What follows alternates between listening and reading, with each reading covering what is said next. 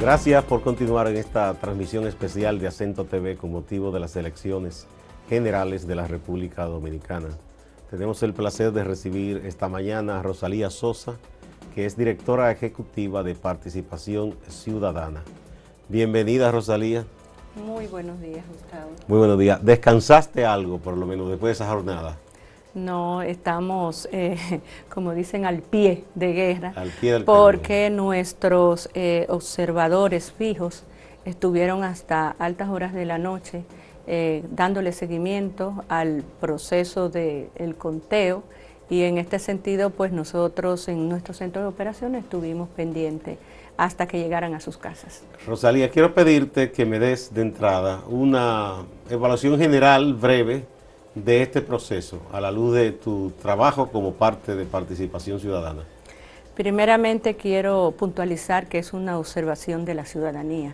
Nosotros reflejamos lo que la ciudadanía observa y ve, y sobre todo que se inició una apertura de los colegios en un momento donde los aparatos, que eso es el gran sentimiento ciudadano, que los aparatos no funcionaron como se había prometido, el captador de huella falló, y gracias a Dios que tuvimos la alternativa del conteo manual, porque muchos ciudadanos dicen, si no hubiéramos tenido esa alternativa y solo dependiéramos totalmente de la máquina, pues las cosas hubieran sido otras en estos momentos.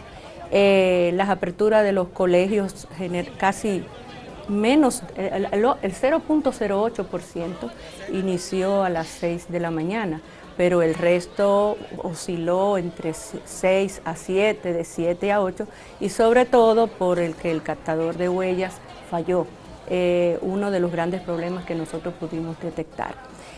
Otro tema que todavía no hemos superado es el tema de la campaña dentro de los recintos electorales. Pudimos ver mucha campaña y lamentamos mucho que ese clamor de participación ciudadana del uso de los recursos públicos frente a la Junta Central Electoral, que anoche dijo que cumplía el ordenamiento jurídico del país y que lo aplicaba, en que este sentido fue ciega y sorda, porque es muy obvio el uso de los recursos públicos, el uso de la campaña política dentro de los recintos electorales. Un tema muy importante fue la ciudadanía se presentó, hubo un momento de gran desesperación, los electores querían que se iniciara el proceso, pero pudimos observar la gran ausencia de los soportes técnicos.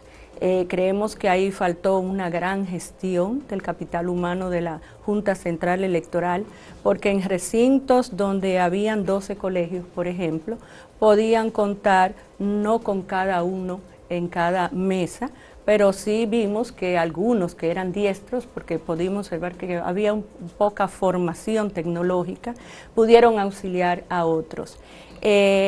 Nuestros itinerantes reconocieron en el primer, vamos a decir así, ruta, la apertura de la Policía Militar Electoral, que hubo un buen trato, una gran apertura. Sin embargo, en la tanda de la tarde, pues se observó un gran uso de la fuerza, algunos observadores y delegados que salieron posteriormente, con la autorización del presidente de la mesa, posteriormente la policía no lo quería dejar entrar al colegio electoral. Pero en términos generales podemos reconocer que la ciudadanía participó tranquila, aparte de también los incidentes de violencia. Hay aproximadamente unos 4 muertos y algunos actos de violencia, pero en general la ciudadanía se portó tranquila, armónica y participó en este proceso. Hay un dato que a mucha gente le llamó la atención. La Junta dio una información que es como para espantar, de que alrededor de 3.000 técnicos que habían sido ya contratados por la Junta, que supuestamente renunciaron de buenas a primeras en víspera de las elecciones. La Junta Central Electoral prometió que iba a haber un técnico por cada colegio electoral. Se supone que habían 15.000 y tantos colegios, habían 15.000 y tantos soportes técnicos. Realmente yo creo que debió haberse tenido un plan B, no un plan A solamente, y creo que con la proyección y el trabajo de la Junta, eso debió de verse. Me parece que fue un poco falta de gestión y coordinación de la Junta, porque debía de preverse, y sobre todo que también debió dársele capacitación al presidente de la mesa. En algunos lugares, el presidente de la mesa fue que dio la apertura a los equipos, solo, sin el soporte técnico, porque había un manual que decía qué hacer. Si usted se llevaba y continuaba paso a paso lo que decía el manual, pues usted podía aperturarlo. En otros colegios, pues el presidente de la mesa dio un plazo, había un plazo de 20 minutos, dio un plazo de 1 hora, y al no obtenerlo, pues pasó al conteo manual. Lo importante sería saber cuántos colegios hicieron el conteo, perdón, el voto manual o el proceso manual, cuántos colegios, para determinar la ineficiencia de la automatización. Ese es un dato que todavía se desconoce.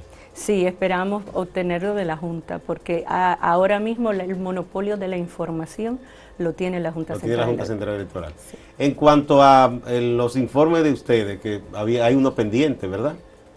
Sí, el informe, el segundo informe, no pudimos darlos de la, vamos a decir así, la parte cualitativa y cuantitativa, porque al extenderse el horario, se extendió el procedimiento del conteo y no había claridad en lo del presidente de mesa de cómo proceder con el conteo manual, el conteo electrónico, y sobre todo que a la Junta Central Electoral iniciar su, vamos a decir así, su resultado preliminar, pues entonces muchos llegaron a pensar, bueno, ¿para qué?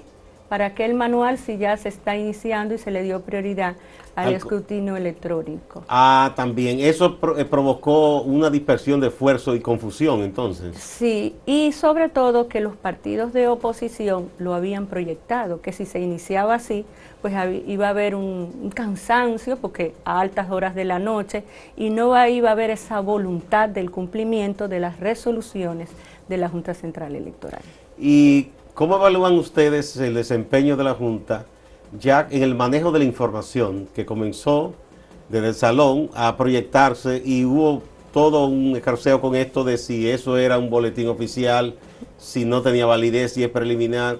¿Cómo impactó esto en quienes estaban observando las elecciones? Déjame decirte que Participación Ciudadana, no el día de ayer, de varios meses estamos diciendo que los mensajes de la Junta no son claros a la ciudadanía. Y que generaba cierta confusión. E incluso en una de nuestras últimas comunicaciones nosotros solicitamos que se hiciera un solo documento donde se consolidara la resolución 64, la 66 y la 71. Cosa que no se hizo, porque en la última resolución se consolidó lo que convenía, pero te remitía a la 64. Entonces tú tenías que andar con las dos resoluciones, y eso pasó también el día de ayer, con eso del resultado preliminar, el boletín provisional y el boletín final. ¿Y qué es oficial y no es oficial? Es oficial, y sobre todo que en el resultado decía candidato ganador, así era que decía. Entonces, cuando la gente lo lee, el pueblo dominicano, y ver eso, de una vez se lanzó a la calle el partido ganador. Sí, era como una forma prehecha que había y la fueron alimentando. Sí, entonces, pero la alimentaron con el dato preliminar que no era oficial. Claro, entonces eso genera más confusión.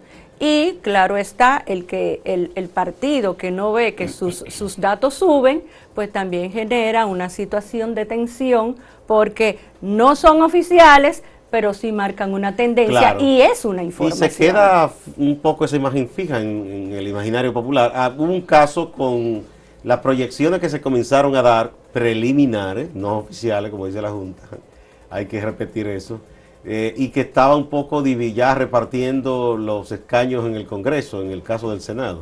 Y de pronto esa data desapareció. Eso generó todo una confusión, un movimiento, la gente diciendo, ¿y qué es esto? Sobre todo porque desaparecieron varios partidos de la lista que tenían en principio varios escaños en el Senado.